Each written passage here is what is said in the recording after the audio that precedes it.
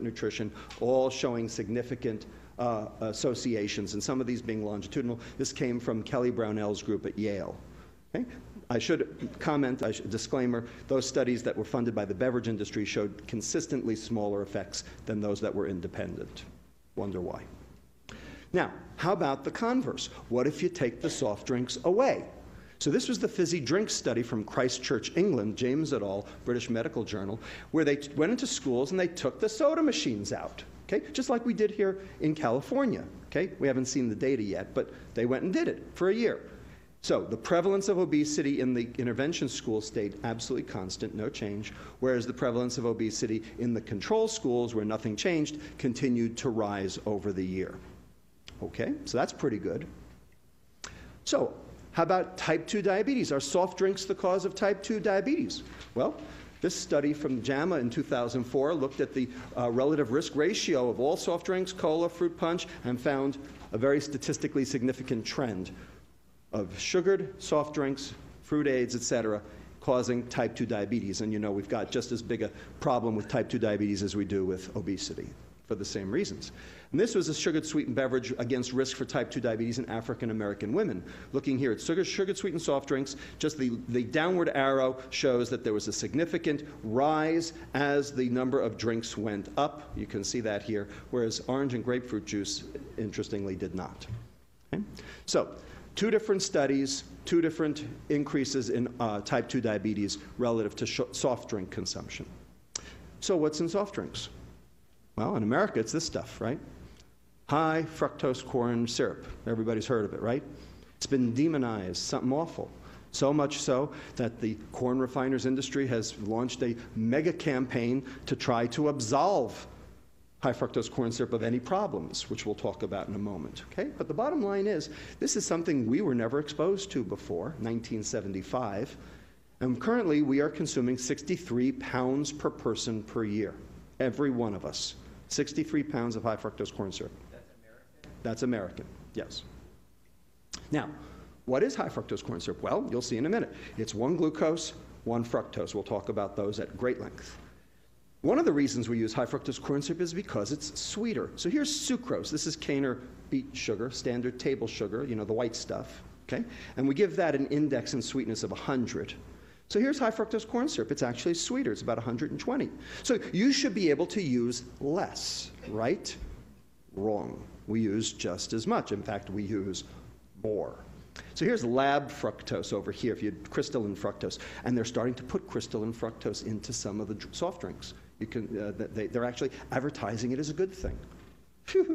And that's got a sweetness of 173. So you should be able to cut that way back, right? They're not. Lactose down here, milk sugar, it's not sweet at all. Okay? And glucose, I should point out over here, is 74. It's not particularly sweet, and we're going to get to that at the end, okay, and what goes on with glucose. All right? But anyway, there's why we use it. It's sweeter. It's also cheaper, as I'll show you. So here's high fructose corn syrup. One glucose, one fructose. Notice the glucose is a 6-membered ring. The fructose is a 5-membered ring. They are not the same.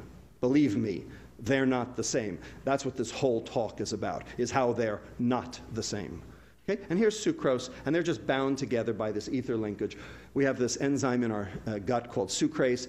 It kills that bond in 2 seconds flat, okay, and you absorb it. And basically, high fructose corn syrup, sucrose, it's a non-issue.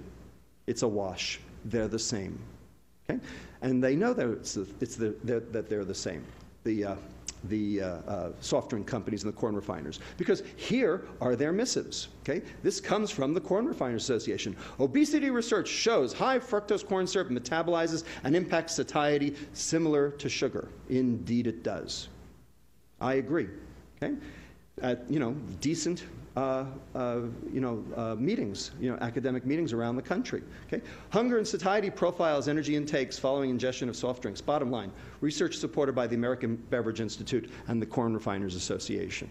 They are correct. There is absolutely no difference between high fructose corn syrup and sucrose. So much so that the Corn Refiners Association, in an attempt to capture market share, came out with this entire ad campaign. You probably saw it on the back page of the New York Times. Okay? It was on TV. It's everywhere. My hairdresser says that sugar is healthier than high fructose corn syrup. Wow, you get your hair done by a doctor? I didn't know I could cut hair. Okay? If you all want to see all of them, there are a whole bunch of them. You can go to www.sweetsurprise.com and see how you're being hoodwinked. Okay? But indeed, this is true. High fructose corn syrup and sucrose are exactly the same. They're both equally bad. Okay? They're both dangerous. They're both poison. Okay? I said it. Poison. My charge before the end of tonight is to demonstrate that fructose is a poison. And I will do it. And you will tell me if I was successful. Nonetheless, here's Center for the Science and the Public Interest and the Corn Refiners Association. Everybody remember last year when Gavin Newsom floated a soda tax? Okay, last February. Okay, Governor Patterson of New York has since floated one, and other people are starting to talk about it. So why are they saying this? Well, they're saying obesity is a problem, kids are drinking soda, let's tax it. Okay, so they're talking about soda like it's empty calories. I'm here to tell you that it goes way beyond empty calories. Okay? The reason why this is a problem is because fructose is a poison. Okay? It's not about the calories. Has nothing to do with the calories. It's a poison by itself. And I'm going to show you that. Nonetheless, I just want to read you this paragraph here, okay, in yellow. We respectfully urge that the proposal be revised as soon as possible to reflect the scientific evidence that demonstrates no material differences in the health effects of high fructose corn syrup and sugar. I agree. Here's the important sentence. The real issue is that excessive consumption of any sugars may lead to health problems. I agree. That's exactly right. Not may. Does. Does. So here's the secular trend in fructose consumption over the past 100 years. Before we had food processing, we used to get our fructose from fruits and vegetables. And if we did that, today, we would consume about 15 grams per day of fructose, not sugar, fructose. So sugar would be 30 grams, it would be double. Okay, we're just talking about fructose today. Okay? Prior to World War II, okay, before it got rationed again, okay, we were up to about 16 to 24, about 20 grams. So a small increase from the beginning of the century to World War II.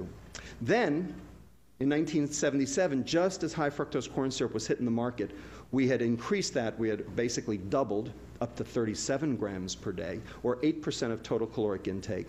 By 1994, we were up to 55 grams of the stuff per day. Remember, if you want to do sugar, then double the number. So that's 10.2. So you can see that more and more of our caloric intake, higher percentage, is being accounted for by sugar every single year. So it's not just that we're eating more. We're eating more sugar. Okay? And for adolescents today, we're up to almost 75 grams, 12% of total caloric intake. 25% of the adolescents today consume at least 15% of their calories from fructose alone. This is a disaster, an absolute unmitigated disaster. The fat's going down, the sugar is going up, and we're all getting sick. Now let me show you why. Okay. How'd this happen? Why did it happen? So this is where the politics comes in. This is the perfect storm. And it was created from 3 political winds that swirled around all at the same time to create this perfect storm. So, the first political wind, everything bad that ever happened in this country started with one man. Okay? And it's still being felt today. Okay? So Richard Nixon, in his paranoia back in 1972, okay, food prices were going up and down and up and down. I'm going to show you that on the next slide.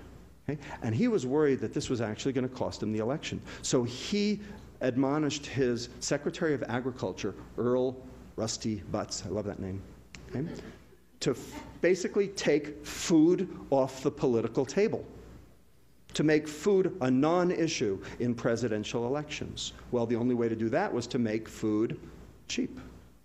So he was out to find all methods to be able to decrease the price of food. Remember Nixon's war on poverty?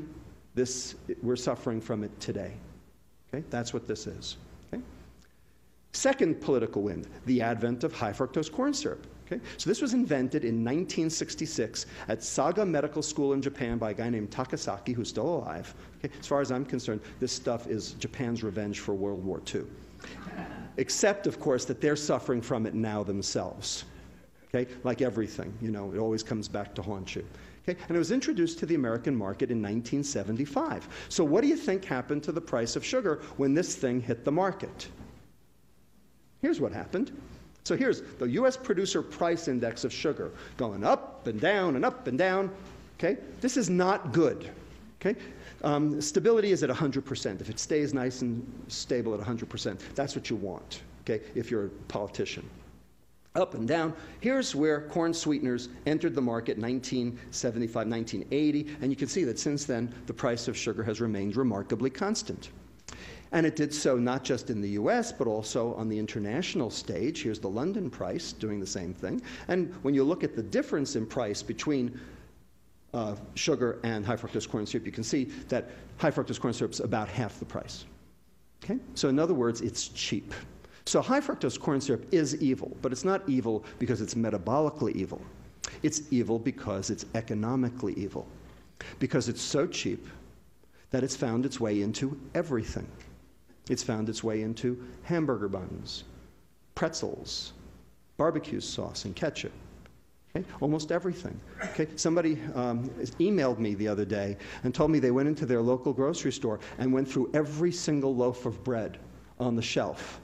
And out of 32 types of bread on the shelf, only one of them did not have high fructose corn syrup in it. Okay? So we are being poisoned by this stuff, and it's been added surreptitiously to all of our food, every processed food. Okay? And the question is, why? Well, you'll see why in a minute. Okay? So the corn refiners like to point out, well, you know, it's just been a substitution. Okay? As the high fructose corn syrup's gone up, the sugar's gone down.